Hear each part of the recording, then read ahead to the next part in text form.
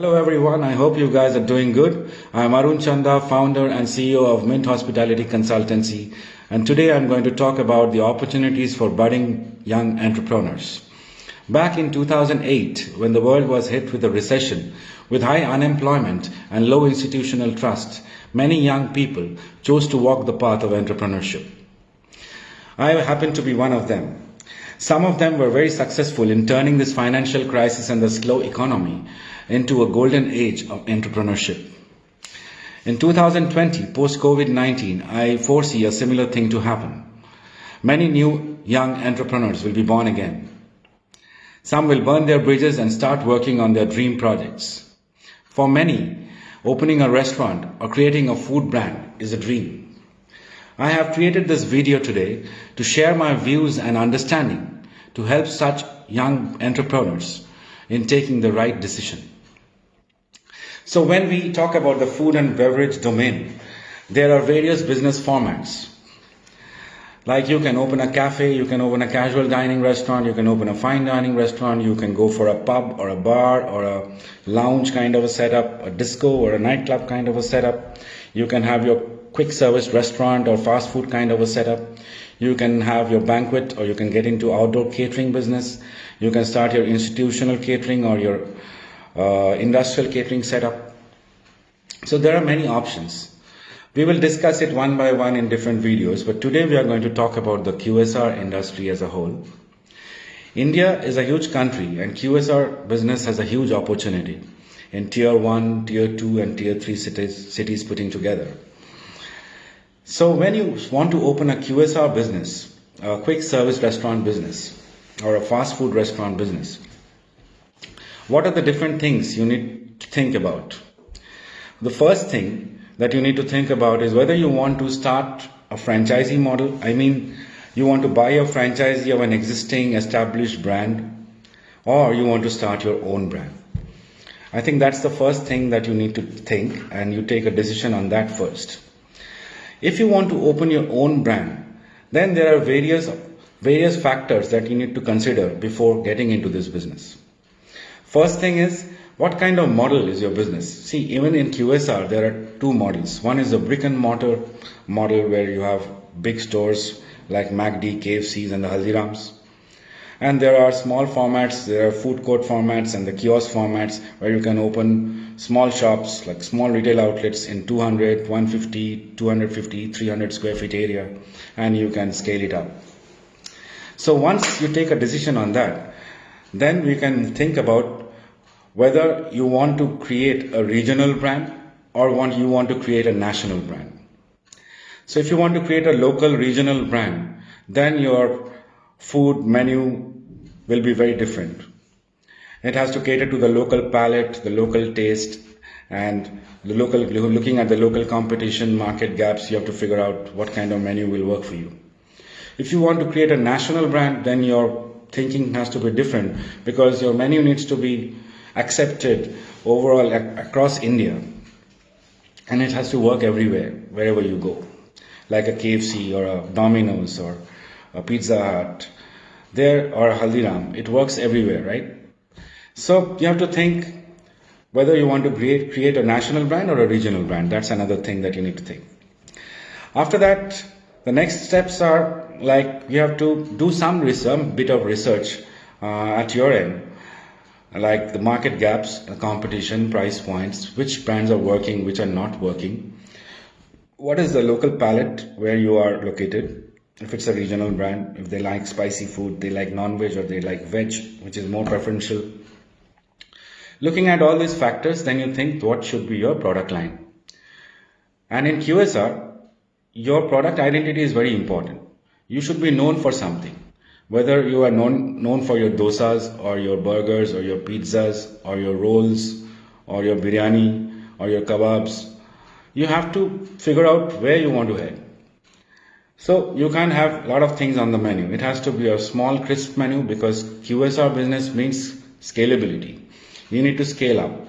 One outlet doesn't make sense in a QSR business. And if you want to grow into multiple outlets, your menu should be small and crisp, and it should be focused towards a particular product. So it can be a desert brand also. It can be a milkshake or a smoothie brand. It can be a salad and a healthy food brand. You can either think about health or you can think about indulgence.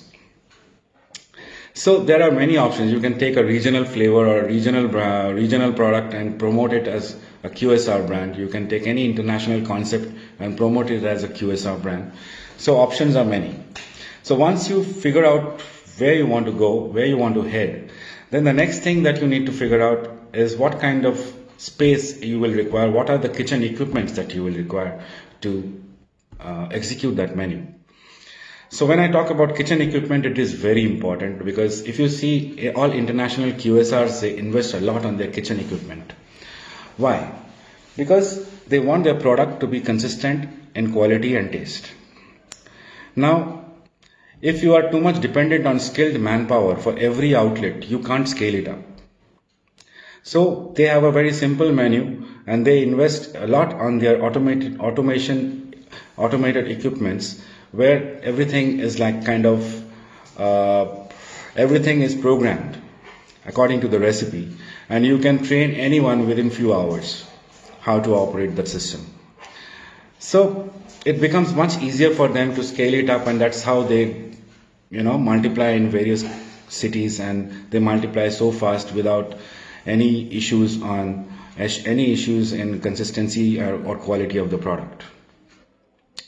So investing in good equipments is very important. The next thing is invest in a good software, a point of sale and a material management system software. Because when you grow into multiple outlets, you need to have a proper control and proper track of your sales, your food costs, your inventory, everything. So again, that is very important. So also you have to think, what is your vision like? Whether you want to start one outlet now and later on grow into multiple outlets, or you want to start with 5 outlets. If you want to start with 5 outlets, you will also need a central kitchen. So you have to figure out what kind of size you need for the central, what kind of area is required for the central kitchen, what kind of equipment will go in a central kitchen, what are the equipment that go in the retail outlets. Then figure out what kind of skill set you will need in the central kitchen and what kind of skill set you will need at the outlet level.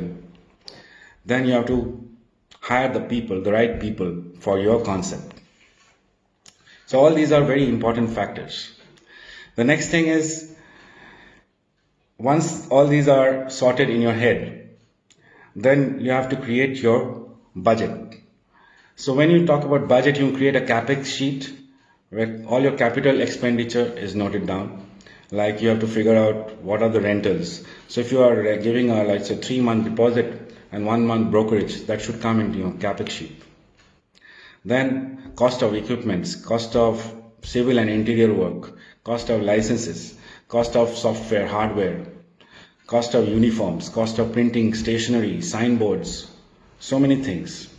So once you have a list of these costs, you exactly know what is going to be your fund flow, what is the requirement of money for the next 6 months, how much fund is required. So once that sheet is ready, then you make the OPEX sheet, which is like your P&L sheet kind of a thing, where you figure out the business viability. You assume some sales, you figure out what is your ticket size, whether it is 250 per person or 300 per person, and how many tickets you need to do in a day to break even. So there are variable costs, there are fixed costs, your rentals, your salaries, your fuel cost, and in many other costs, small costs like housekeeping, cleaning, your kitchen consumables, your commission to credit card companies, commission to Zomato, Swiggy, all those things needs to be put down there to figure out where exactly you break even and where you start making profits. So once that calculation is done and you see the business is viable, then you start the execution. So when you start the execution, you need 3 key people. One is your F&B consultant, one is your branding consultant, and the other is your marketing agency. And the 4th person is you. 4 of you have to sit down together, brainstorm, you have to share your vision and thoughts, and all of them will come up with their ideas, and you come to a common ground, and then you start the execution. Otherwise, it can be very messy and your brand can get diluted very fast. A lot of people do this mistake. They hire the F&B consultant first, couple of months later they hire the branding agency, and maybe a couple of months later the marketing guy. So they have no clue what happened earlier, what was the exact thought process behind this concept, what is the owner's vision, and they start using their own brains and it goes haywire.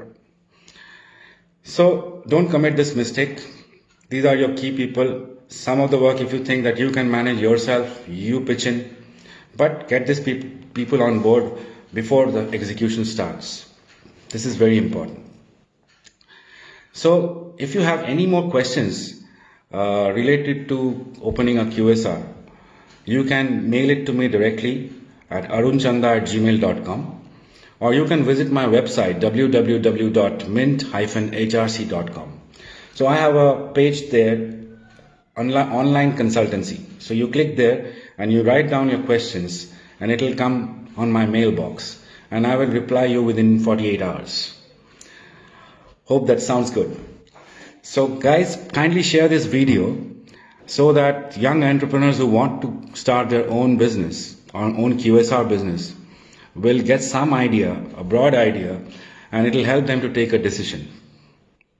Thank you. Stay home, stay safe. I will talk about the next business model in my next video. Till then, goodbye.